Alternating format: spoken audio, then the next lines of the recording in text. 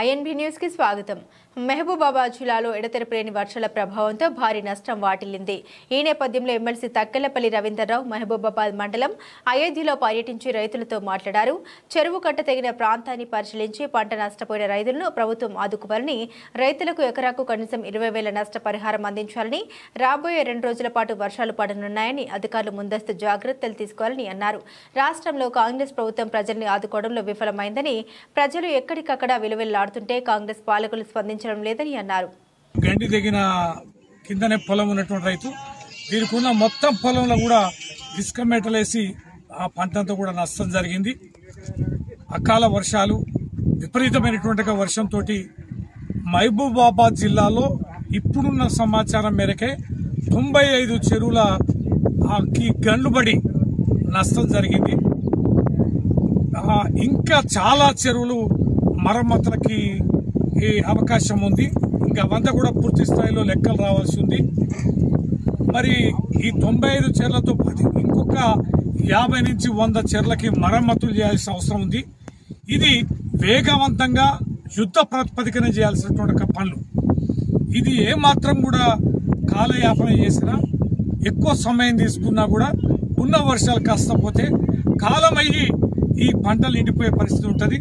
ఇప్పుడే వ్యవసాయం ఇంకా కొద్ది రోజులైతే అవి పొట్టకొచ్చే దశలో పొలాలు ఉన్నాయి కనుక ప్రభుత్వం తక్షణమే ఈ చెరువు కట్టల మరమ్మతులను యుద్ధ ప్రాతిపదికన వేగవంతంగా ఫార్మాలిటీస్ అనే తర్వాత ఎస్టిమేట్స్ గాని, టెండర్స్ గాని ఈ విధానాలన్నీ కాకుండా వేగవంతంగా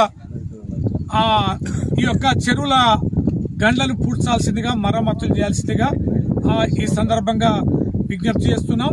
అంతేకాకుండా చాలా పొలాలు పోత గురి అయినాయి, ఇసుక మేటలు వేయడం జరిగింది.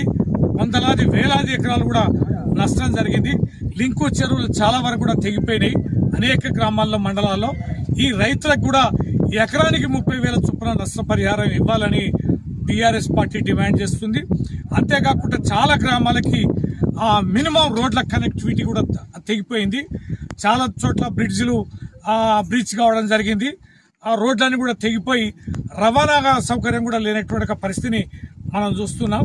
కాబట్టి వేగవంతంగా గన్లను పూడ్చడం, రోడ్లకు మరమ్మతు చేయడం, తూములను మత్తలను మరమ్మతు చేయడం, తెగిన చెర్లని వెంటనే పూడ్చడం, ఆ తర్వాత పోతే చెరువులో వచ్చే చుక్క నీటినైనా నిలుపుకునే అవకాశాన్ని కల్పించాలి.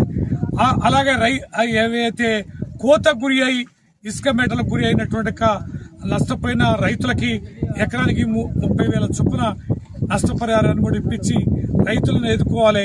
రైతు ప్రభుత్వంగా రైతులకు ఎంతో విశ్వాసాన్ని, నమ్మకం కలిగించి అధికారంలోకి వచ్చిన కాంగ్రెస్ పార్టీ ముఖ్యమంత్రి రేవంత్ రెడ్డి గారు తక్షణమే స్పందించాలి.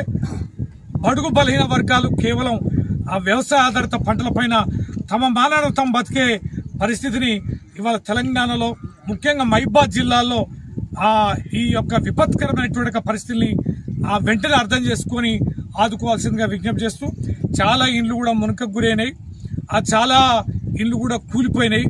అట్లాంటి కుటుంబాలని ఇండ్లకు కూడా త్వరగా వాళ్ళకి డబుల్ బెడ్రూమ్ ఇండ్లు కూడా శాంక్షన్ చేయాల్సిందిగా, ఇండ్లు నష్టపోయిన వాళ్ళకు కూడా ఆర్థిక సహకారాన్ని అందించాల్సిందిగా ప్రభుత్వాన్ని డిమాండ్ చేస్తుంది.